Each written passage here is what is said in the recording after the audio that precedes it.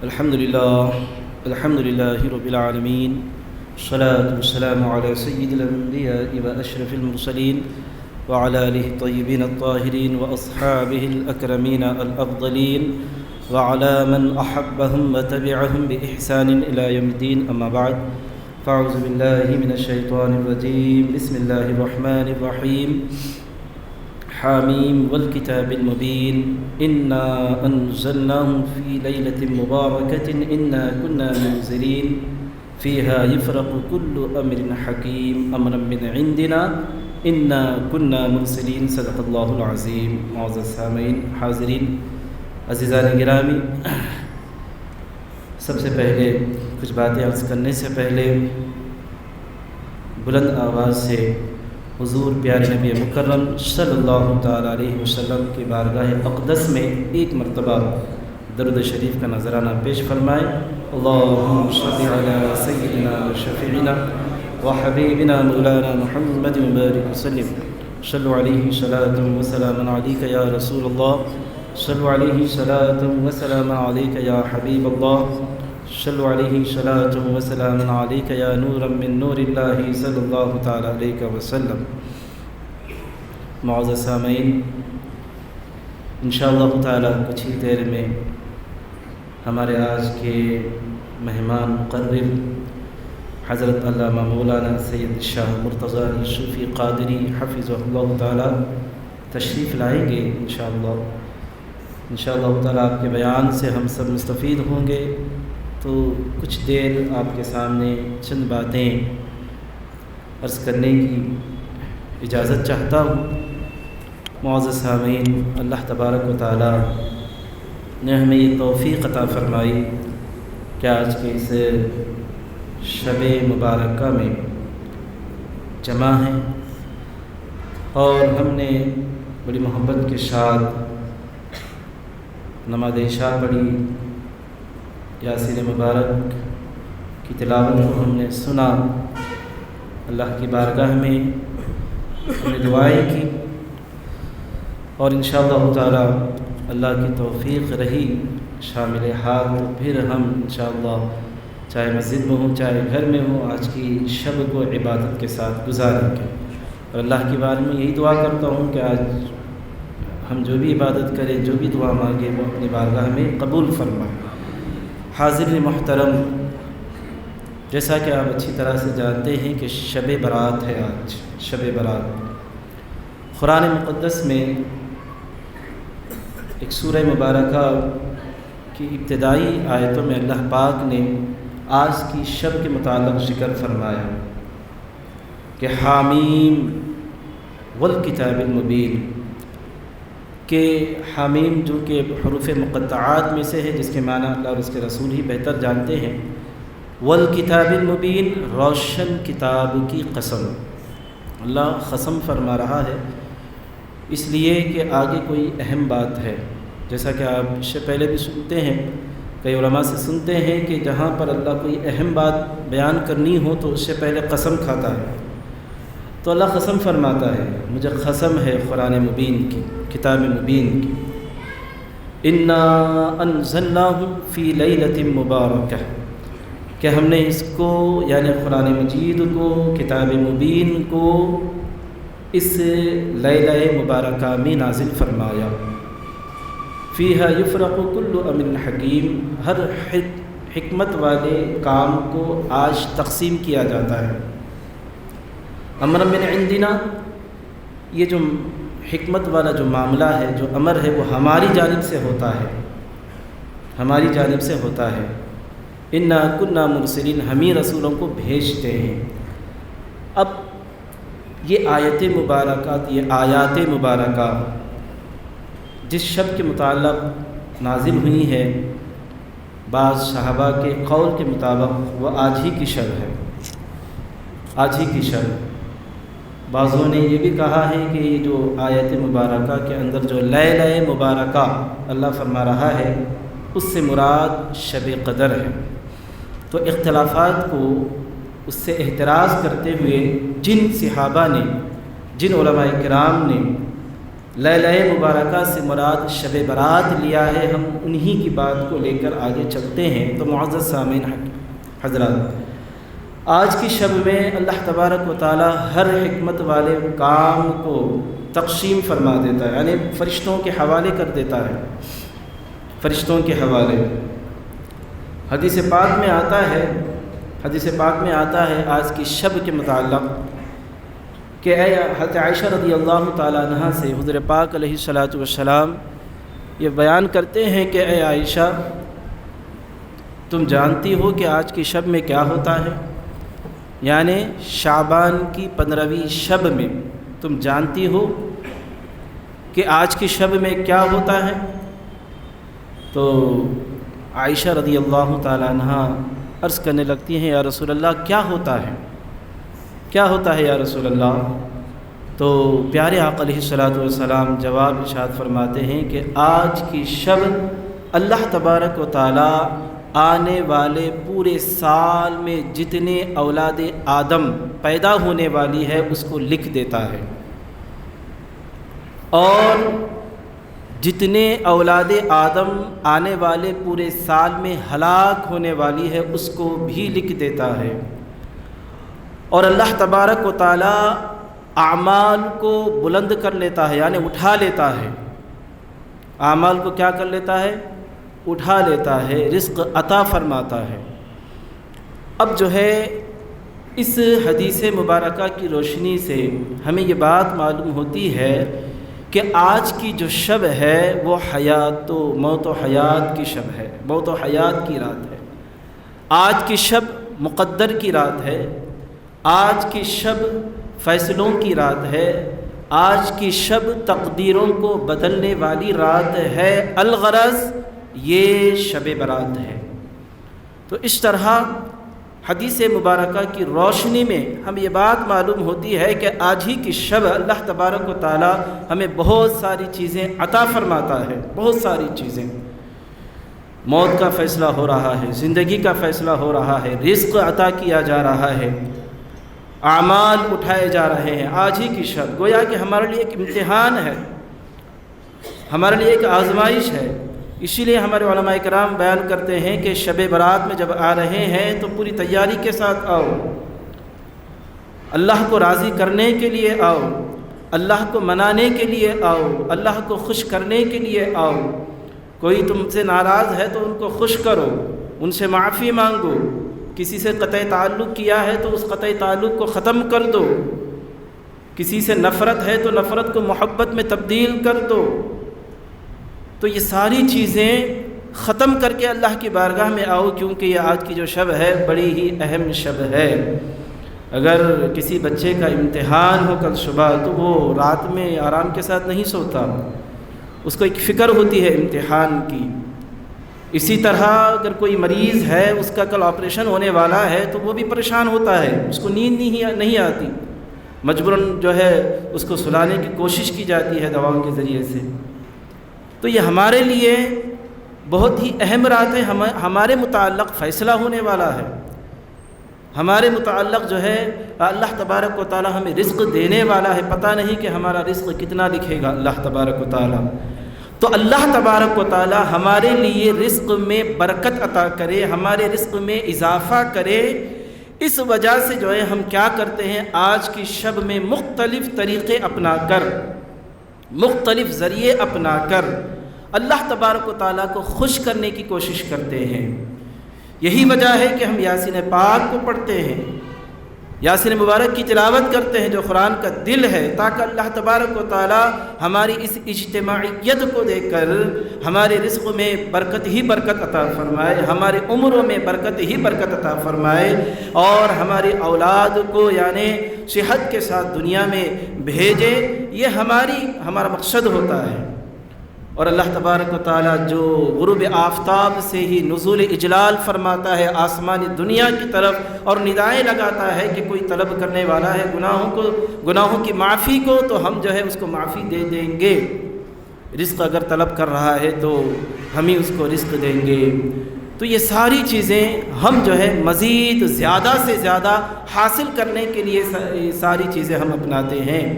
ان ساری چیزوں کو ہم کیا کرتے ہیں؟ عمل کرتے ہیں ان ساری چیزوں پر۔ تو معزز سامعین حضرات، ایک بات میں ایک عمل کے بارے میں آپ کو بتاؤں گا، اسی پر بات کروں گا۔ قبروں کی زیارت بہت ضروری ہے، قبروں کی زیارت بہت ضروری ہے، یاد رکھیں۔ قبروں کی زیارت سے کبھی بھی منہ نہ پھیرے، کم سے کم روزانہ قبروں کی زیارت کرنے کی کوشش کریں، اپنے دوست احباب کے، اپنے رشتہ داروں کے، اپنے ماں باپ کی جو گزر گئے۔ کم سے کم ہفتے میں ایک مرتبہ جمعہ کا دن یا جمعرات کا دن یا پیر کا دن کوئی ایک دن مخصوص کر لے خبروں کی زیارت کے لیے، اس لیے کہ یہ حضور پاک علیہ الصلوۃ والسلام کی سنت مبارکہ ہے۔ نہ صرف حضور پاک علیہ الصلوۃ والسلام کی سنت مبارکہ ہے، بلکہ پیارے آقا علیہ الصلوۃ والسلام نے قبروں کی زیارت سے کیا فائدہ حاصل ہوتا ہے اس کو بھی حدیث مبارک میں ذکر فرمایا۔ خبروں کی زیارت سے کیا فائدہ ہے خبروں کی زیارت سے؟ میرے آقا علیہ الصلوۃ والسلام پہلے منع کر دیا تھا خبروں کی زیارت سے، صحابہ کو منع کر دیا کہ اے صحابہ آپ خبروں کی زیارت مت کرو، قبرستان نہ جایا کرو۔ کیوں پہلے منع کیا تھا؟ کیوں؟ اس لیے کہ اسلام نیا تھا، لوگ شرک سے توحید کی طرف آئے تھے، عقیدہ ابھی پختہ نہیں ہوا تھا، عقیدہ ابھی کمزور تھا۔ میرے آقا علیہ الصلوۃ والسلام نے یہاں پر قبروں کی زیارت سے روکا، اس لیے کہ اگر قبروں کی زیارت کی میں اگر اجازت دوں، اگر یہ گئے تو عقیدہ کمزور ہے، پھر عقیدے میں بگاڑ پیدا ہونے کی یہاں پر بہت زیادہ امکانات ہے۔ تو پیارے آقا علیہ الصلوۃ والسلام نے کیا کیا؟ پہلے صحابہ کو قبروں کی زیارت سے منع فرمایا، لیکن جب حضور پاک علیہ الصلوۃ والسلام ایک وقت تک روکا، جب وقت آیا حکم دینے کا، جب وقت آیا اجازت دینے کا، تو صحابہ سے کہا کہ اے میرے صحابہ، میں نے تمہیں منع کیا تھا خبروں کی زیارت سے، کنت نہیتکم عن زیارت القبور، اے میرے صحابہ میں نے تمہیں خبروں کی زیارت سے منع کیا تھا، لیکن فزوروہا، اب تم ان خبروں کی زیارت کرو۔ کیوں یا رسول اللہ؟ کیا فائدہ ہے خبروں پر جانا؟ کیا فائدہ ہے؟ بندے کو کیا فائدہ حاصل ہوتا ہے؟ میرے آقا علیہ الصلوۃ والسلام ارشاد فرماتے ہیں، قربان جائیے میرے آقا علیہ الصلوۃ والسلام کو، سنت آپ نے ایسا ادا کی ہے کہ ایسا عمل آپ نے کیا ہے، اور رہتی دنیا تک ہر مسلمان کو جو ہے اس کو اپنانا چاہیے اور یہ فائدہ حاصل کرنا چاہیے۔ آج کی یہ دنیا جس کی خوبصورتی میں، جس کی زینت میں، اس کی آرائش میں ہم گم ہو چکے ہیں، ہم اس کے شیدا ہو چکے ہیں، ہم اس پہ وارفتہ ہو چکے ہیں، ہم دنیا سے محبت کرنے لگے ہیں، ہم دنیا کی محبت میں اتنے ڈوب گئے ہیں کہ پھر اللہ تبارک و تعالی ہمیں یاد نہیں آ رہا، نمازیں ہمیں یاد نہیں آ رہی، نیک اعمال سے ہم بہت دور، شریعت سے ہم بہت دور۔ اسی لیے پیارے آقا علیہ الصلوۃ والسلام نے کہا کہ لوگو، میں نے تمہیں منع کیا تھا، اب میں تمہیں خبروں کی زیارت کا حکم دیتا ہوں، اجازت دیتا ہوں۔ کیوں یا رسول اللہ؟ آپ اب کیوں اجازت دے رہے ہیں؟ آپ نے تو منع کیا تھا ہمیں خبروں کی زیارت کرنے سے، کیوں یا رسول اللہ اب آپ ہمیں اجازت دے رہے ہیں؟ میرے آقا علیہ الصلوۃ والسلام ارشاد فرماتے ہیں کہ فإنها تزهد فی الدنیا، اس لیے کہ قبروں کی زیارت کرنا یہ دنیا سے بیزار کر دیتا ہے، وتذکر الآخرہ، اور آخرت کی یاد دلاتا ہے، آخرت کی یاد دلاتا ہے۔ آپ اچھی طرح سے جانتے ہیں آخرت ہی سب کچھ ہے، دنیا نہیں ہے۔ دنیا کو کچھ وقت دنیا سے فائدہ اٹھانا ہے، پھر چلے جانا ہے، اصل زندگی آخرت ہے۔ اسی لیے اللہ کے نبی صلی اللہ علیہ وسلم نے قبروں کی زیارت کرنے کا حکم فرمایا، جاؤ قبروں کی زیارت کرو، دیکھو تمہارے رشتہ دار کے قبروں کو دیکھو، اور دیکھ کر عبرت حاصل کرو۔ بعض لوگ جو ہے قبروں کی زیارت سے منع کرتے ہیں، شرک کا فتویٰ دیتے ہیں، قبر پرست نہ جانے کیا کیا کہتے ہیں۔ اللہ توفیق عطا فرمائے، اللہ ان کو ہدایت عطا فرمائے۔ تو معزز سامعین حضرات، تو قبروں کی زیارت یہ حضور پاک علیہ الصلوۃ والسلام کی بہت ہی خوبصورت سنت ہے۔ طریقہ اس کو میرے آقا علیہ الصلوۃ والسلام نے بتایا۔ صحابہ کرام حضرت عبداللہ بن عباس رضی اللہ تعالیٰ عنہما ارشاد فرماتے ہیں کہ جب پیارے آقا علیہ الصلوۃ والسلام قبرستان تشریف لے جاتے تو کیا آپ کا طریقہ ہوتا، کیسے آپ تشریف لے جاتے قبرستان؟ فرماتے ہیں کہ جب پیارے آقا علیہ الصلوۃ والسلام قبرستان تشریف لے جاتے تو سب سے پہلے کیا کرتے؟ سلام کرتے۔ ہمارے بہت سارے مسلمان الحمدللہ ثم الحمدللہ بہت ہی اہتمام کے ساتھ جو ہے قبروں کی زیارت کرتے ہیں، اپنے دوست احباب کی، اپنے مرحومین کی۔ اللہ ان کے مرحومین کو جنت عطا فرمائے، اللہ ان کی مغفرت فرمائے، اللہ اسی طرح زیارت کرنے کی توفیق عطا فرمائے اور اس سنت پر ہمیشہ عمل کرنے کی توفیق عطا فرمائے۔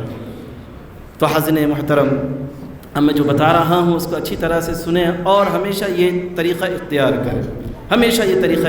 کریں، میرے آقا علیہ الصلوۃ والسلام عبداللہ بن عباس رضی اللہ تعالیٰ عنہما فرماتے ہیں، ترمذی شریف کی حدیث پاک ہے، کتاب الجنائز میں پیارے آقا علیہ الصلوۃ والسلام کے عمل کو بتا رہے ہیں، طریقے کو بتا رہے ہیں، سنت کو بتا رہے ہیں۔ کون؟ عبداللہ بن عباس رضی اللہ عنہ کہتے ہیں کہ پیارے آقا علیہ الصلوۃ والسلام قبرستان میں تشریف لے جاتے تو سلام کرتے۔ سلام کیسے کرتے؟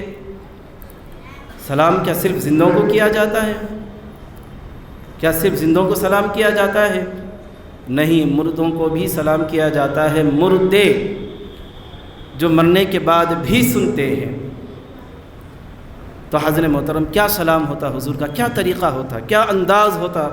سنیے کیسا انداز ہے میرے آقا علیہ الصلوۃ والسلام کا۔ فرماتے ہیں کہ السلام علیکم یا اہل القبور، السلام علیکم یا اہل القبور۔ جب قبرستان میں جاتے تو سب سے پہلے کیا کرتے؟ سلام کرتے۔ سلام کیسے؟ کسی ایک قبر کو نہیں، قبر والے کو نہیں، صرف اپنے ماں باپ کے قبر کو نہیں، بتا رہے ہیں کہ تم جب قبرستان میں جاؤ تو صرف تمہارے مرحومین کو سلام نہ کیا کرو، صرف تمہارے دوست کو، صرف تمہارے بھائی کو، صرف تمہارے دادا کو، دادی کو سلام نہ کیا کرو، بلکہ سارے قبرستان والوں کے لیے دعائے مغفرت کرو، ان کو سلام کرو۔ کیونکہ ایک مومن جب کسی دوسرے مومن کے لیے دعا کرتا ہے اس کی عدم موجودگی میں، تو اللہ تبارک و تعالی اس کی دعا کو قبول فرماتا ہے، اور جس نے دعا کی اللہ تعالیٰ اس کی بھی مغفرت فرما دیتا ہے۔ کتنی بڑی بات ہے، کتنی بڑی بات ہے۔ میرے آقا فرماتے ہیں کہ السلام علیکم یا اہل القبر نہیں فرماتے، یا اہل القبر ایک قبر والے کو سلام نہیں کرتے، بلکہ کہتے یا اہل القبور، اے سارے قبر والو، تم پر اللہ کی سلامتی ہو، تم سب اللہ کی حفاظت میں آ جاؤ، اللہ تمہیں اپنی حفاظت عطا فرمائے، اللہ تمہیں اپنی حفظ و امان میں جگہ عطا فرمائے۔ اس طرح دعا کرتے ہوئے ہمارے آقا صلی اللہ علیہ وسلم قبرستان کے اندر داخل ہوتے۔ کیا آپ بتائیں کتنا بہترین عمل ہے، کتنا بہترین عمل ہے۔ حاضرین محترم، پھر کیا کہتے؟ پھر مغفرت کی دعا کرتے، یغفر اللہ لنا ولکم، اللہ ہمیں بھی معاف کرے، اللہ تمہیں بھی معاف کرے، اللہ ہمیں بھی معاف کرے، اللہ تمہیں بھی معاف کرے۔ تو یہاں پر سب سے پہلے اپنے لیے دعا کرنے کو حضور پاک علیہ الصلوۃ والسلام نے ہمیں سکھایا ہے، خود کے لیے دعا کرو، پھر سامنے جو اہل قبور ہے ان کی مغفرت کی دعا کرو۔ یغفر اللہ لنا ولکم، اللہ معاف فرمائے، لنا ہمیں، ولکم اور تمہیں۔ یہ طریقہ ہے، یہ حضور کی سنت ہے، اس سنت کو ہمیشہ یاد رکھو، اس پر عمل کرو اور اپنی نسل کو بھی بتاؤ۔ حدیث کے دلیل کے ساتھ جو ہے اس پر ضرور اپنے بچوں کو یہ تعلیم آپ ماں باپ کے اوپر ضروری ہے، بچوں کی عقیدے کی حفاظت کرنا سب سے پہلے ماں باپ کی ذمہ داری ہے، یاد رکھیں۔ تو معزز سامعین حضرات، میرے آقا علیہ الصلوۃ والسلام قبرستان جاتے تو کہتے کہ السلام علیکم یا اہل القبور یغفر اللہ لنا ولکم، کہ اے اہل قبور تم پر اللہ کی سلامتی ہو، اللہ ہمیں معاف کرے، اللہ تمہیں معاف کرے۔ آگے ارشاد فرماتے ہیں کہ انتم سلفنا ونحن بالاثر، تم ہم سے سبقت لے گئے، یعنی ہم سے پہلے دنیا سے جا چکے ہو اور آگے ہمیں تمہارے پیچھے آنا ہے، تمہارے نقش قدم پر ہمیں تمہارے پیچھے آنا ہے۔ تو یہاں پر جو ہے کیسا انداز، ہمیں کیا سکھایا جا رہا ہے؟ ہمیں یہ سکھایا جا رہا ہے کہ اے سلام کرنے والے، اے مغفرت کی دعا کرنے والے، جو تجھ پر سبقت کر گئے، دنیا سے پہلے چلے گئے تجھ سے، تو بھی جانے والا ہے۔ کیا مطلب؟ یہ بیان کرنا مقصود ہے کہ تجھے بھی موت آنے والی ہے، اللہ تجھے بھی موت عطا کرنے والا ہے۔ اس بات کو نہ بھول، صرف یہ نہ کہہ کہ انتم سلفنا، تم ہم پر سبقت لے گئے، تم ہم سے پہلے دنیا سے چلے گئے، صرف یہ نہ کہہ وَنَحْنُ بِالْأَثَرِ، یہ بھی بول اور یہ بھی کہہ کہ ہم تمہارے پیچھے آئیں گے، ہم تمہارے نقش قدم پر آئیں گے۔ تو پتہ چلا کہ میرے آقا علیہ الصلوۃ والسلام جب قبرستان جا رہے ہیں تو دعائے مغفرت کرتے ہوئے جا رہے ہیں اور سلامتی کی دعا کرتے ہوئے جا رہے ہیں، اور یہ کہتے جا رہے ہیں کہ یہ بتاتے ہوئے جا رہے ہیں کہ اے سلام کرنے والے، اے مغفرت کی دعا کرنے والے، اس بات کو ضرور یاد رکھنا کہ تجھے بھی موت آنی ہے، تجھے بھی قبرستان کے اندر، قبر کے اندر جانا ہے۔ اللہ کے نبی صلی اللہ علیہ وسلم کتنا پیارا انداز اپنایا، فَإِنَّهَا تُزَهِّدُ فِي الدُّنْيَا وَتُذَكِّرُ الْآخِرَةَ، دنیا سے بیزار کرتی ہے خبر زیارت قبر، آخرت کی یاد دلاتی ہے زیارت قبر۔ اور جو آخرت سے انجان رہا، جو آخرت سے غافل رہا، تو پھر جو ہے اس کی آخرت برباد ہے، اس کی آخرت تباہ ہے۔ اس بات کو اچھی طرح سے یاد رکھے۔ تو معزز سامعین حضرات، تو قبروں کی جب زیارت کر رہے ہیں تو اس طرح سلام کر کے جائیں اور اس طرح جو ہے دعائے مغفرت کرتے ہوئے جائیں۔ اور طریقہ یہ بتایا گیا ہے کہ جو قبر ہوتی ہے، قبر کے پائنتی حصے کی جانب سے جائے، پیر جہاں پہ ہوتے ہیں پیر کے حصے کی طرف سے جائے، قبلے کی طرف پیٹ کرے اور قبر کی طرف چہرہ کرے۔ اور علماء کرام یہ بیان کرتے ہیں کہ ہو سکے تو اگر سہولت ہے تو اتنے قریب بیٹھ جائیں قبر کے جتنا کہ تم زندگی میں بیٹھا کرتے تھے،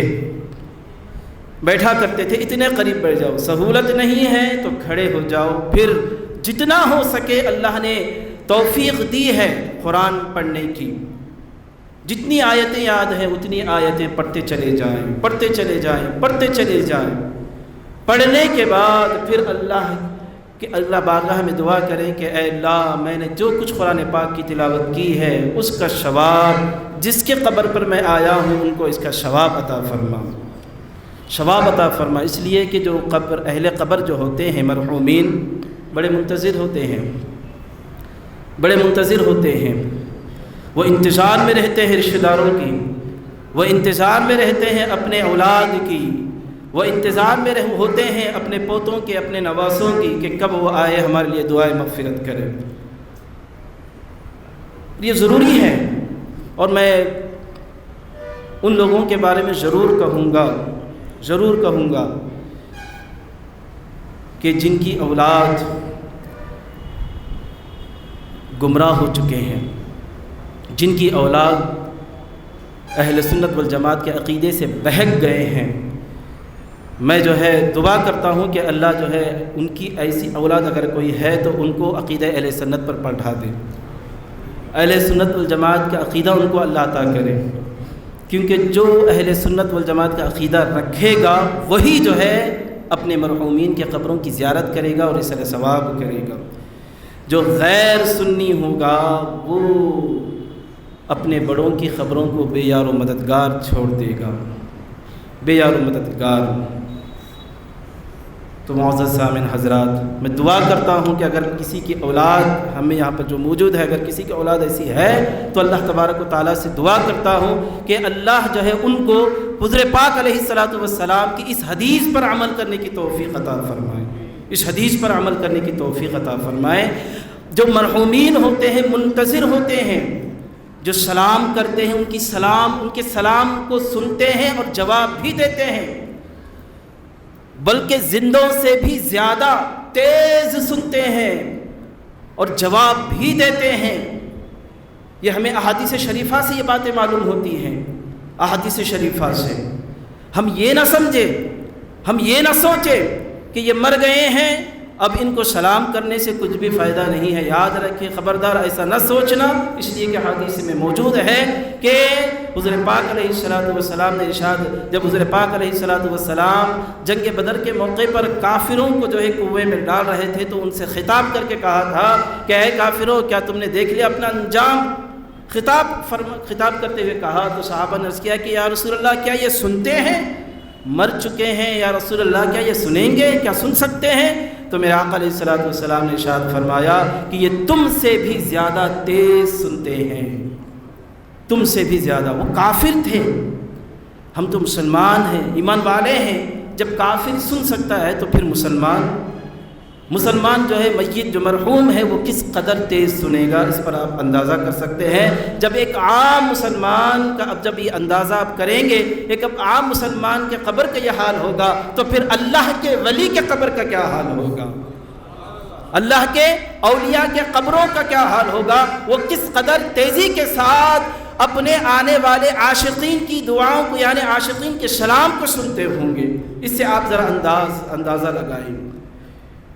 تو اسی لیے جو ہے علماء کرام فرماتے ہیں جب عام قبرستان میں جائیں تو ایصال ثواب کی نیت سے جائیں کہ ہمیں ایصال ثواب کرنا ہے.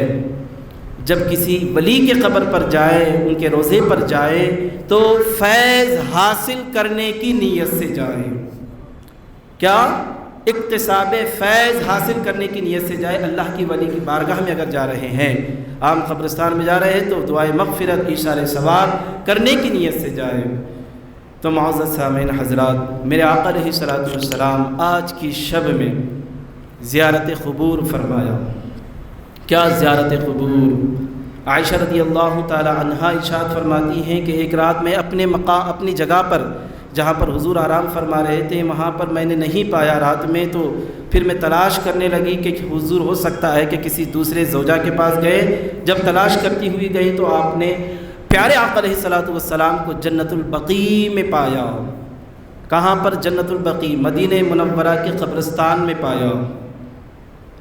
عائشہ رضی اللہ تعالیٰ عنہ قریب جاتی ہیں تو حضور پاک علیہ السلام ارشاد فرماتے ہیں کہ عائشہ، کیا تم نے یہ سمجھا ہے کہ اللہ اور اس کا رسول تجھ پر ظلم کیا ہے، ناانصافی کی ہے؟ تو پھر اللہ کے نبی صلی اللہ علیہ وسلم نے ارشاد فرمایا کہ اے عائشہ، آج کی شب یعنی شعبان کی 15ویں شب اللہ تبارک و تعالی یہ بنو کلب کی بکریوں کے بال کے برابر اللہ تعالیٰ جو ہے آج کی شب میں کیا کرتا ہے؟ مسلمانوں کی مغفرت فرما دیتا ہے. یہ کتنی بڑی بات ہے. کیوں ہم ایسے بہترین فضیلتوں سے محروم ہو رہے ہیں؟ کیوں لوگ جو ہے اس کو نہیں سمجھ پا رہے ہیں؟ کیوں لوگ جو ہے اس پر غور کیوں نہیں کر رہے ہیں؟ کیوں لوگوں کو یہ ایسا لگتا ہے کہ یہ قبروں پر جانا شرک ہے، یہ بدعت ہے، نہ جانے کیسے کیسے فتوے ہم سن رہے ہیں. شب برات ایک عبادت کی رات ہے، بجائے عبادت کرنے کے، اہتمام کرنے کے، اعتراضات، سوالات کہ اس کی اصل کہاں ہے، اس کی حقیقت کہاں ہے. شب معراج آئے تو آپ سوشل میڈیا پہ دیکھیں، جیسے ہی شب معراج قریب آتی ہے سوشل میڈیا پر اب شب معراج کے متعلق گمراہ لوگوں کے بیانات کہ یہ کہاں سے ثابت ہے، یہ ناجائز ہے، یہ بدعت ہے. جیسے ہی شب معراج ختم ہوتا ہے پھر شب برات آنے لگتی ہے، پھر سوشل میڈیا پر پھر وہی کلپس، ویڈیو کلپ جس کے اندر کہا جاتا ہے کہ یہ کہاں سے ثابت ہے، کیا ہے کیا ہے. یہ ہمارے نوجوان، کیونکہ ہمارا نوجوان رات کا تقریباً حصہ سوشل میڈیا پر گزار رہا ہے. اب جب سوشل میڈیا پر گزار رہا ہے تو ظاہر سی بات ہے کہ وہ بھی اس کو دیکھ رہا ہے. اب جس کو غور کرنے کی عادت نہیں، جس کو تحقیق کرنے کی عادت نہیں، وہ تو سن کر صحیح مانے گا کہ واقعی میں یہ سچ ہے. جس کا عقیدہ کچا ہے، جس کا عقیدہ کمزور ہے، جس کے پاس علم نہیں ہے، جس کو تحقیق کی عادت نہیں ہے، جس کو سرچ کرنے کی عادت نہیں ہے، جس کو اپنے علماء کو جا کر پوچھنے کی طاقت نہیں ہے، عادت نہیں ہے، اب وہ تو بھٹک جائے گا. تو یہ بڑا خطرناک یہ طریقہ ہے، یہ سازشیں ہیں کہ مسلمانوں کو بظاہر مومن رکھیں، مسلمان رکھیں، اور اندر سے جو ہے ان کے ایمان کو ختم کر دے عقیدہ اہل سنت سے ہٹا کر. تو یہ ساری چیزیں ہمارے سامنے ہیں. کوئی چھپی ڈھکی نہیں ہے، ساری چیزیں سورج کی طرح عیاں ہیں، روز روشن کی طرح عیاں ہیں، ہم جب سب اس کو دیکھ رہے ہیں، ہم محسوس بھی کر رہے ہیں۔ تو معزز سامعین حضرات، بہت ضروری ہے قبروں کی زیارت کرنا، اس لیے کہ وہ دنیا سے بیزار کرتا ہے اور آخرت کی یاد دلا دیتا ہے۔ ایک حضرت عبید اللہ بن صدقہ، حضرت عبید اللہ بن صدقہ، ان کے والد بیان کرتے ہیں، ان کی والد کے ایک قول کو نقل کرتے ہوئے کہتے ہیں کہ میرے والد ایک مقام پر چلے گئے، وہاں پر 3 عجیب و غریب قبریں دیکھی، 3 عجیب و غریب قبریں جا کر دیکھا۔ ایک قبر پر بلند مقام پر وہ قبریں ہیں، ایک قبر پر لکھا ہوا تھا کہ کیسے وہ شخص کیسے زندگی کا مزہ حاصل کر سکتا ہے جس کو پتہ ہے کہ اللہ پوچھنے والا ہے، اللہ سوال کرنے والا ہے، اللہ اعمال کا بدلہ دینے والا ہے، وہ کیسے جو ہے مزہ حاصل کر سکتا ہے، یہ لکھا ہوا تھا قبر پر۔ دوسری قبر پر دیکھا، وہاں پر لکھا ہوا تھا کہ وہ شخص کیسے مزہ حاصل کرتا ہے جبکہ اس کو پتہ ہے کہ موت آنا یقینی ہے، بادشاہت چھین جانا یہ بھی یقینی ہے، تو وہ بندہ کیسے مزے حاصل کر سکتا ہے۔ تیسری خبر پر لکھا ہوا ہے کہ وہ شخص کیسے مزے حاصل کر سکتا ہے جس کو پتہ ہے کہ اس کی خوبصورتی، اس کا شباب زمین میں خاک میں مل جانے والا ہے اور وہ قبر کا مکی ہونے والا ہے، ایسے مقام کا مکی ہونے والا ہے جو کہ اندھیری کوٹری ہے، جہاں پر کچھ بھی نہیں ہے، صرف اندھیرا ہی اندھیرا، صرف اندھیرا ہی اندھیرا۔ یہ قبر پر تینوں باتیں دیکھی، گیا علاقے میں ایک بستی میں گیا، جا کر ایک شخص سے پوچھا کہ اے لوگوں، میں ایک بڑا شخص ملا، ان سے پوچھا کہ میں نے فلاں مقام پر 3 قبروں کو دیکھا، ایسے ایسے لکھا ہوا تھا، وجہ کیا ہے؟ تو ضعیف العمر ایک شخص نے کہا کہ ان کا بڑا عجیب و غریب واقعہ ہے۔ 3 بھائی تھے، 3 بھائیوں میں ایک بھائی بادشاہ کا مقرر کردہ لشکروں کا ایک امیر تھا جو کہ ظالم تھا، ایک بھائی کیا تھا؟ نیک دل تاجر تھا، اور ایک بھائی عابد اور زاہد تھا، عابد اور زاہد تھا۔ اب جب عابد اور زاہد کے موت قریب آئی، وہ قریب الموت ہو گیا، کون؟ عابد اور زاہد جو بھائی تھا، تو 2 بھائی آئے۔ کون سا بھائی؟ ایک وہ بھائی جو لشکر کا امیر تھا، اور ایک وہ بھائی جو نیک دل تاجر تھا، کاروباری تھا۔ اپنے عابد بھائی کے پاس آ کر کہنے لگے کہ اے بھائی، کچھ وصیت کرنا ہو تو کرو، کچھ وصیت کرنا ہو تو کرو، ہمارے پاس مال بہت زیادہ ہے، پیسہ بہت زیادہ ہے، اگر اپنی زندگی میں کوئی عمل سے آپ پیچھے رہ گئے، آپ نے جو کام یعنی کوئی ارادہ کر لیا تھا لیکن وہ کام آپ نے نہیں کیا، تو ہمارے پاس مال ہے، اگر مال سے وہ کام ہو سکتا ہے جو آپ نے ارادہ کیا تو ہم اس کام کو پورا کریں گے، آپ وصیت فرمائیں۔ تو عابد بھائی نے کہا کہ میرے پاس نہ مال ہے، نہ اولاد ہے، نہ کچھ ہے کہ میں وصیت کروں، ہاں ایک وصیت ضرور کرنا، وہ یہ کہ میری جو قبر ہے اونچے مقام پر بنانا، اور قبر پر لکھ دینا کہ کیسے مزے حاصل کرتا ہے وہ شخص، کیسے مزے حاصل کرتا ہے وہ شخص جس کو جو جانتا ہے کہ اللہ تبارک و تعالیٰ قیامت کے دن پوچھے گا، سوال کرے گا، اتنا لکھ دینا بس۔ وصیت پر عمل ہوا۔ جب وہ عابد بھائی کا انتقال ہو گیا، وصیت کے مطابق بھائی جو ہے زیارت کے لیے گئے، ان میں سے ایک بھائی جو کہ لشکر کا امیر تھا، عبد الملک بن مروان کے زمانے کا، وہ کیا کیا؟ اپنے لشکر کے ساتھ اپنے عابد بھائی کی قبر پر زیارت کے لیے گیا، اور اپنے بھائی کو یاد کر کر کے روتا رہا، 1 دن 2 دن تیسرے دن بھی زیارت۔ جب واپس لوٹا تو ایک دھماکے کی آواز، اور ایسی آواز کہ وہ اتنی خطرناک آواز کہ اس کا دل پھٹ جائے، سینے سے دل نکل کر سامنے آ جائے، اتنی خطرناک آواز۔ پھر کیا ہوتا ہے؟ وہ آواز سن کر وہ آدمی روتا ہوا پریشان حال میں خوف زدہ ہو کر اپنے گھر جاتا ہے اور سو جاتا ہے، اور اسے حال میں خواب دیکھتا ہے۔ خواب میں اپنے عابد بھائی کو دیکھتا ہے اور پوچھتا ہے کہ اے عابد بھائی کیا بات ہے؟ میں خبر پر زیارت کے لیے گیا تھا، وہاں پر ایک آواز آئی دھماکے کی، تو وہ آواز کیسی تھی؟ تو وہ عابد بھائی کہتا ہے کہ اللہ تبارک و تعالیٰ نے یہ حکم فرمایا فرشتوں کو کہ جہنم کے ہتھوڑے سے مجھے مارا جائے۔ جہنم کے ہتھوڑے کی آواز تھی وہ۔ اللہ تبارک و تعالیٰ نے وہ سزا اس لیے دی چونکہ میں نے مظلوم کی مدد نہیں کی تھی، مظلوم کی مدد۔ اب یہاں پر یہ خواب میں یہ آنا یہ کیوں تھا؟ اس لیے کہ اس کا جو بھائی تھا وہ ایک بادشاہ کے لشکر کا امیر تھا جو کہ ظالم تھا، ظلم کرتا تھا، اور یہ عابد بھائی عبادت میں مصروف تھا، روکتا نہ تھا۔ تو وہ عابد بھائی کہتا ہے کہ دیکھو میں نے اپنے سامنے مظلوم کی مدد نہیں کی، ظالم کا شکار وہ ہو گیا، میں نے مدد نہیں کی، اس لیے عذاب۔ اب وہ بھائی پریشان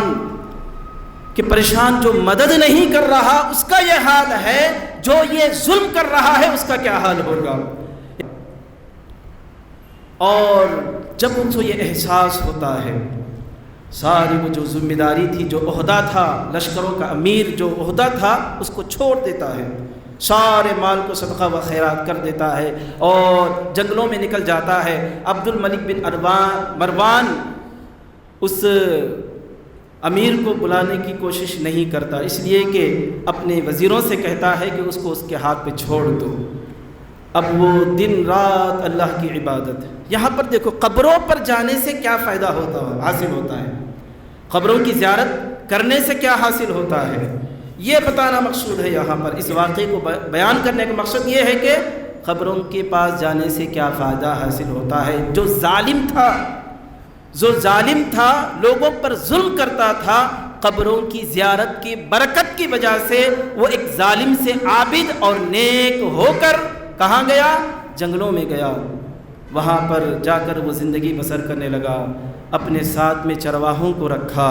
جب اس کی موت قریب آئی، چرواہوں کے ذریعے سے اپنے تاجر جو بھائی تھا اس کو بلا بھیج کر کہا کہ دیکھو اب میں مرنے والا ہوں، اب میں مرنے والا ہوں، اب میں تمہیں جو ہے ایک وصیت کرتا ہوں۔ وصیت یہ کہ جب میں مر جاؤں، انتقال کر جاؤں، تو وہاں پر قبر بنانا جہاں پر میرے عابد بھائی کی قبر ہے، اور قبر بنانے کے بعد پتھر پر لکھ دینا کہ کیسے مزے حاصل کر سکتا ہے وہ شخص جو یہ جانتا ہے کہ موت کا آنا یقینی ہے، موت کا آنا یقینی ہے، بادشاہت کا چھن جانا یقینی ہے، موت کی وجہ سے وہ کیسے مزے حاصل کر سکتا ہے، یہ بات ضرور میرے قبر کے پتھر پر ضرور لکھ دینا۔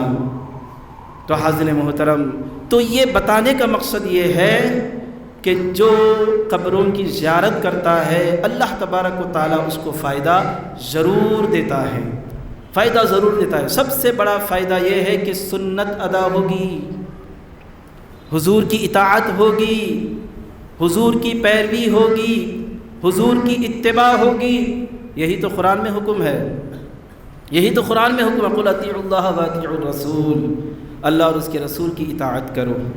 اللہ قرآن کے اندر ارشاد فرماتا ہے اطیعوا اللہ اطیعوا الرسول من یطع الرسول فقد اطاع اللہ، جس نے رسول کی اطاعت کی اس نے خدا کی اطاعت کی۔ تو سب سے بڑا فائدہ قبرستان جانے کا یہ ہے کہ حضور صلی اللہ علیہ وآلہ وسلم کی سنت مبارکہ ادا ہوگی، جو ہمارا اصل مقصد ہے، کیونکہ حضور کی سنتوں کو چھوڑ کر ہماری زندگی بیکار ہے۔ صرف قرآن پر عمل کر رہا ہے، صرف قرآن کی ہر آیت پر عمل کر رہا ہے، یعنی قرآن کے ہر حکم پر عمل کر رہا ہے، لیکن سنت پر اگر وہ عمل نہیں کرے گا تو اس کا قرآن پر عمل کرنا بیکار ہے۔ یاد رکھے، قرآن پر عمل کرنا اسی وقت صحیح ہوگا اگر وہ حدیث پر عمل کرتا ہے، اگر وہ سنت پر عمل کرتا ہے۔ اگر وہ سنت پر عمل نہیں کرے گا تو پھر قرآن پر عمل نہیں ہوگا۔ اس بات کو اچھی طرح سے سوچ لیں۔ ایک مثال آپ کو میں دیتا ہوں، قرآن کا حکم ہے، کیا حکم ہے کہ ورکعوا مع الراکعین، رکوع کرنے والوں کے ساتھ رکوع کرو، اقیموا الصلاۃ، نماز کو قائم کرو۔ یہ اللہ تبارک و تعالیٰ نے حکم فرمایا۔ اب یہاں پر حکم پر عمل کرنا کیسا؟ اللہ کی اطاعت، اللہ کے حکم کی اطاعت کیسے ہوگی؟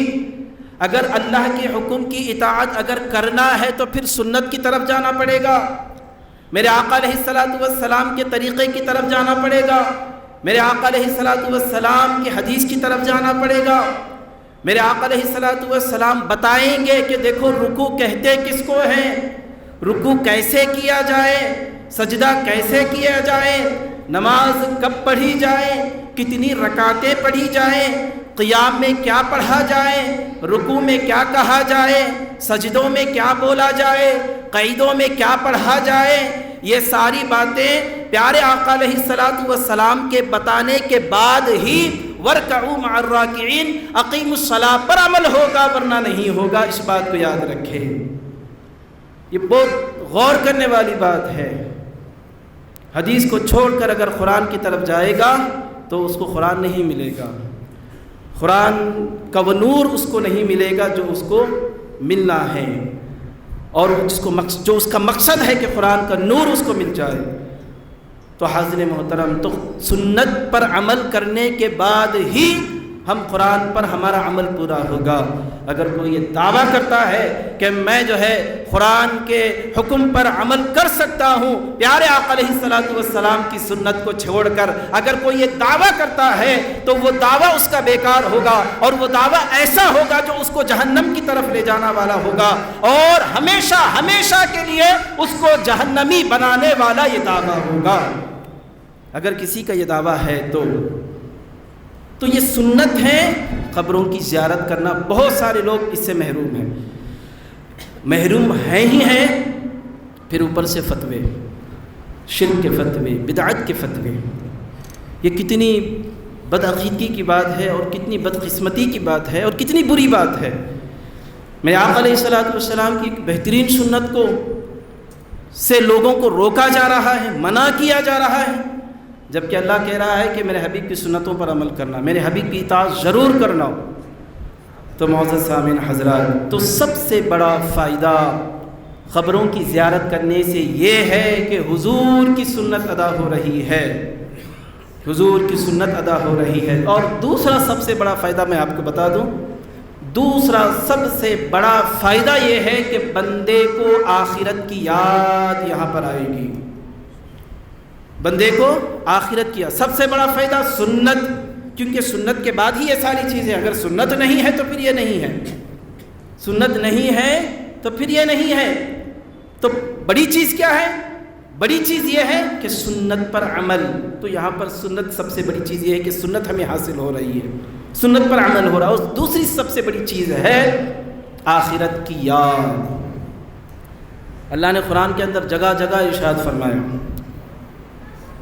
آخرت کے متعلق، دنیا کے متعلق، بل تؤثرون الحیات الدنیا والآخرۃ خیر وابقیٰ۔ لوگ جو ہے دنیا کو ترجیح دے رہے ہیں، لوگ دنیا کو ترجیح دے رہے ہیں، جبکہ بہترین اگر کوئی چیز ہے تو وہ آخرت ہے، جو کہ باقی رہنے والی ہے، آخرت باقی رہنے والی ہے۔ تو وہی چیز ہمیں قبرستان جانے سے ملتی ہے، قبرستان پر جا کر قبروں کی زیارت کرنے سے ہمیں آخرت کی یاد آتی ہے، موت کی یاد آتی ہے۔ موت سے بندہ غافل نہیں رہتا اگر وہ بندہ پابندی کے ساتھ قبروں کی زیارت کرتا ہے، تو قبروں کی زیارت کرتا ہے تو حاضرین محترم، یہ بہت ضروری ہے۔ تو دوسری سب سے بڑی چیز کیا ہے؟ آخرت کیا۔ اور تیسری سب سے بڑی چیز یہ ہے کہ مرحومین کے لیے مغفرت کا سامان ملے گا، مرحومین کو مغفرت کا سامان ملے گا، کیونکہ زندہ آدمی کے اوپر ہی ہوتا ہے عمل۔ جو مر چکا ہوتا ہے، دنیا سے جا چکا ہوتا ہے، اس کے اوپر کوئی عمل نہیں ہوتا، نہ اس کے لیے کوئی نماز ہوتی ہے، نہ اس کے لیے کوئی روزہ ہوتا ہے، نہ اس کے لیے کوئی دعا وہاں پر ہوتی ہے، وہ دعا نہیں کر سکتا، نماز نہیں پڑھ سکتا، روزہ نہیں رکھ سکتا۔ اب جو بھی کرنا ہے زندہ آدمی کو کرنا ہے، اسی لیے کہتے ہیں کہ بندے کو یعنی اولاد کو دیندار بنا کر جاؤ، مالدار نہ بنائے تو کوئی بات نہیں ہے، عیش و آرام کی زندگی نہ دے تو کوئی بات نہیں ہے، مگر دیندار بنا کر جاؤ۔ اگر دیندار نیک اولاد اگر بنا کر دنیا میں چھوڑ کر جاؤ گے تو وہی نیک اولاد تمہارے لیے مغفرت کا سامان تیار کرے گی، تمہارے لیے مغفرت کے ذریعے پیدا کرے گی، اسباب مہیا کرے گی۔ تو قبرستان جانے سے سب سے پہلی چیز سنت پر عمل، سب سے بڑی دوسری چیز آخرت کی یاد، اور سب سے بڑی تیسری چیز ہے مرحومین کے لیے دعائے یعنی مغفرت کا سامان مہیا ہوگا۔ اسی نیت سے جاتا ہے نا بندہ، پھر کیا کر، اب دیکھو مر جاتا ہے کوئی، انتقال کر جاتا ہے، سب سے پہلے کیا کیا جاتا ہے؟ اس کو نہلایا جاتا ہے، غسل دیا جاتا ہے، اس کے بعد جو ہے اس کو کفن دیا جاتا ہے، نماز جنازہ اس کے لیے پڑھی جاتی ہے۔ نماز جنازہ کے لیے جو ہے جتنے بھی لوگ پیچھے ہوتے ہیں سب مرحوم کے لیے دعا کرتے ہیں، مرحوم کے لیے دعا کرتے ہیں۔ نماز جنازہ کا مطلب کیا ہے؟ دعا۔ حالانکہ وہ نماز جنازہ ہم کہتے ہیں تو یہاں پر اس کا مطلب ہے دعا، میت کے لیے ہم دعا کر رہے ہیں۔ تو مرنے کے بعد میت کے لیے سب سے زیادہ مغفرت، اسی لیے آپ دیکھتے ہیں اہل سنت والجماعت کا یہاں پر دیکھو کتنا بہترین انداز ہے، کتنا بہترین طریقہ ہے اہل سنت والجماعت کا۔ تو حضرت محترم حضرت تشریف لا چکے ہیں، حضرت کا استقبال نعروں سے فرمائے۔ نعرے تکبیر، نعرے رسالت، نعرے تکبیر، نعرے تکبیر، نعرے رسالت۔ تشریف رکھیں، تمام حضرات سے گزارش ہے کہ تشریف رکھیں۔ تو معزز سامعین حضرات، تو میں یہ عرض کر رہا تھا کہ قبرستان میں جانے سے بہت سارے فائدے ہیں، اور سب سے بڑی چیز جیسا کہ میں یاد رکھیں، بار بار میں اس کو دہرا رہا ہوں، کتنی بار میں نے کہا، اب تک میں سمجھتا ہوں 5-6 مرتبہ میں نے کہا ہوگا، 5-6 مرتبہ میں نے کہا ہوگا۔ حدیث پاک کے ارشاد آپ کو، مسلم شریف کی حدیث، ابن ماجہ کی حدیث، 2 طرق سے حدیث آئی ہے۔ مسلم شریف کی حدیث میں ہے کہ حضور پاک علیہ الصلوۃ والسلام ارشاد فرماتے ہیں کہ نہیتکم عن زیارت القبور فزوروها، میں نے تمہیں پہلے منع کیا تھا اب قبروں کی زیارت کرو۔ اور ایک حدیث کے اندر عبداللہ ابن مسعود رضی اللہ تعالیٰ عنہ سے مروی، کنت نہیتکم عن زیارت القبور، کہ میں نے تمہیں پہلے روکا تھا، اب میں تمہیں اجازت دیتا ہوں فزوروها، کہ اب تم ان کی زیارت کرو۔ اب کیوں زیارت کرو، وجہ کیا ہے؟ حضور علیہ الصلوۃ والسلام نے اس کو بیان، جیسا کہ آپ نے سنا، تو میں نے کئی مرتبہ کہا تاکہ آپ کے ذہنوں میں بیٹھ جائے، نہ نکلے، اور بار بار کہنے کا مطلب یہ ہے کہ کوئی آپ کے ذہن سے نہ نکال سکے، بار بار کہہ کر اس کو آپ کے ذہن میں دبا دبا کر بٹھا دینا، تاکہ کوئی بد عقیدہ جو ہے آپ کے ذہن سے وہ بات نہ نکال سکے۔ اس کو بتا دینا کہ بدبخت سب سے پہلے سنت ادا ہو رہی ہے، مسلم شریف کی حدیث، ابن ماجہ کی حدیث، اس کے اندر یہ حدیث ہے، سنت ادا ہو رہی ہے۔ اور دوسری بڑی بات کہ ہمیں آخرت کی یاد وہاں پر بہت زیادہ آتی ہے، موت کو ہم وہاں پر یاد کرتے ہیں۔ تیسری بڑی بات کہ ہم اپنے مرحومین کے لیے مغفرت کا سامان مہیا کرتے ہیں۔ تو پھر یہ ساری چیزیں بتا دینا۔ تو معزز سامعین حضرات، تو ان چیزوں کو ضرور یاد رکھیں، کیونکہ یہ اس کے متعلق بہت سارے لوگ بڑی آسانی کے ساتھ جو ہے زبان دراز کرتے ہیں، اور بڑی آسانی کے ساتھ شرک اور بدعت کے فتوے دیتے ہیں، اور قبر پرست کا جو ہے الزام لگاتے ہیں۔ تو ایسے لوگوں کے لیے یہ باتیں بہت مفید ہوں گی اگر آپ اس کو یاد رکھیں گے۔ تو بس اللہ کی بارگاہ میں یہی دعا ہے کہ ہم سب کو عمل کی توفیق عطا